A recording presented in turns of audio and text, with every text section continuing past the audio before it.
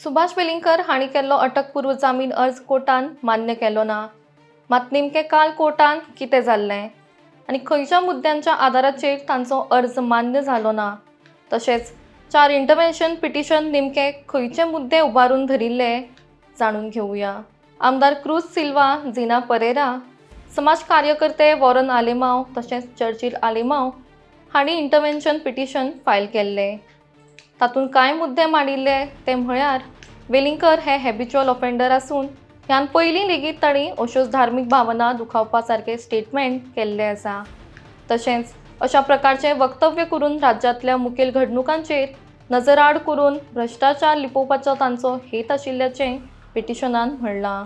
त्या भायर वेलिंगकर हे आदले RSS चीफ आशिल्ल्यान तांचे वयल्या पांवड्या वयले स्थान आशिल्लें अशें सेंट फ्रांसीस झेवियरांचेर उलोवप हें चुकीचें। तशेंच फक्त क्रिस्तांव धर्माचे न्हय तर सेंट फ्रांसीस झेवियरांक मानपी दरेक मनशाच्यो भावना तांणी दुखायला अशे मुद्दे इंटरव्हेन्शन पिटिशनान मांडिल्ले।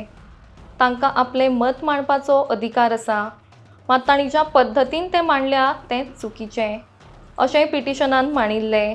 मजगतीं कोर्टान निर्णय घेतना दोनूय बाजू आयकून घेतिल्ल्यो। वेलिंगकरांच्या वकिला प्रमाण तांणी फक्त DNA करपाचें सजेशन दिल्लें।